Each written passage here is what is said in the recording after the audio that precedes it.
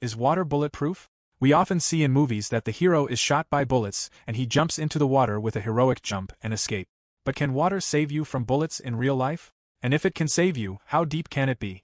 Let's do a scientific deep dive and find out if water can really stop a bullet. All the guns you see here, pistol, revolver, rifle, sniper rifle, are all for normal surface firing.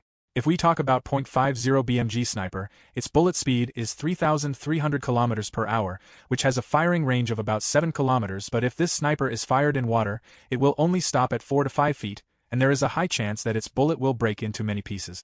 Let's understand why this is so in detail. Generally, whenever a gun is fired, a force of air particles is applied to its bullet. Now, this force is not too much, but because of this force, a range of the gun comes out.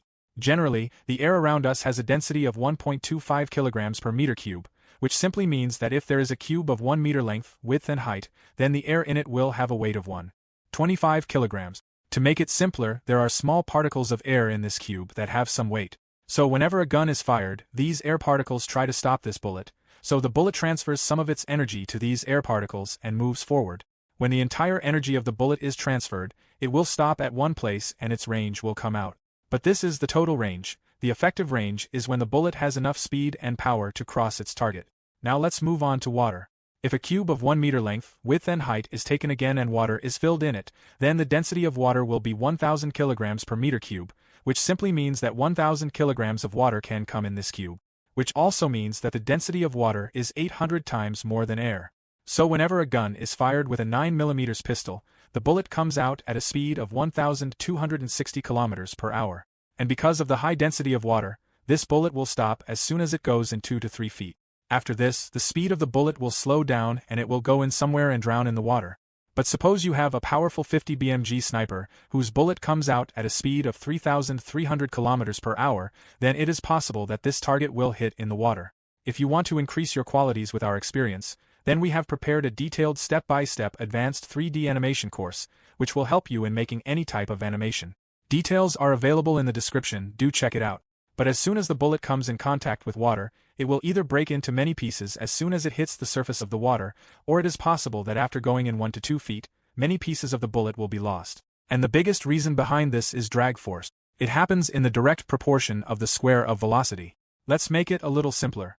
If your bullet has a speed of 3,300 km per hour, then whenever it enters the water, because of the high density of water, a force will be applied on this bullet again, which is called drag force. Now if the speed of the bullet is 2 times, then the drag force will be 4 times, and if the speed of the bullet is 4 times, then the drag force will be 16 times. Now whenever the bullet hits the water at such a high speed, then it is not able to withstand such a high force and the bullet breaks into many pieces. So if you bring a powerful gun in front of the water, then it becomes such a big failure. It is possible that its bullet will not be able to enter the water. But a normal pistol whose speed is 1,260 km per hour, it enters the water up to 2 to 3 feet, it will not break into pieces, but after 2 to 3 feet, the speed will slow down and it will sink into the water. There is one more condition here, along with the water, it also matters a lot that from which angle you are firing. Like we have this condition, a lot of shooters are sitting to hit the target with their hardware. Now if it is fired between 5 to 15 degrees from the surface of the water, then there is a very high chance that your bullet will not be able to enter the water. And even if it enters, it will break into pieces. Some studies say that when fired above 11 degrees, then the bullet enters the water. Now the shooter sitting at the top with a 50 BMG sniper, who is firing at a speed of 3,300 km per hour, when the bullet comes in contact with the top layer of the water, it will take a great drag force, and after going a few feet inside, it will break. But if the person sitting next to it fires with a pistol, whose speed is only 1,400 km per hour, then in this condition, the bullet can go up to 6 to 7 feet inside, which is a little more than before. And then the speed of the bullet slows down and it sinks somewhere in the water. Now suppose our target has just entered the water, and it is only half a feet below the water, and if you have a pistol, then you can put a target on it, but still there is very little chance that your bullet will hit the target. And here comes the biggest second reason.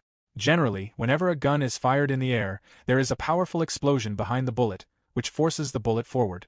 But the mechanism of the barrel of the gun is such that when the bullet leaves the barrel and comes out, it starts rotating at high speed, and moves towards its target.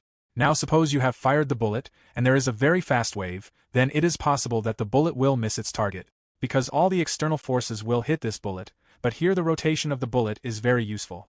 Actually, the bullet that is rotating is called the gyroscopic effect. So when the bullet rotates at high speed, then its angular momentum is very high. Because of this, an invisible force is available near it, which tries to cancel out any external force on the bullet.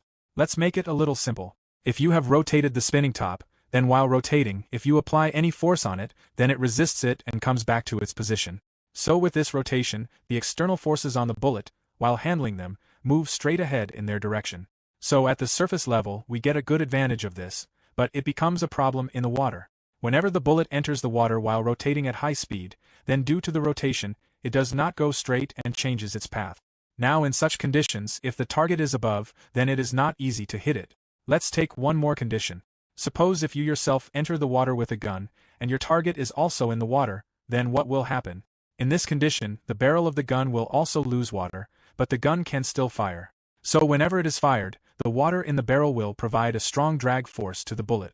And with difficulty, the bullet will be able to go 1 feet away from the gun.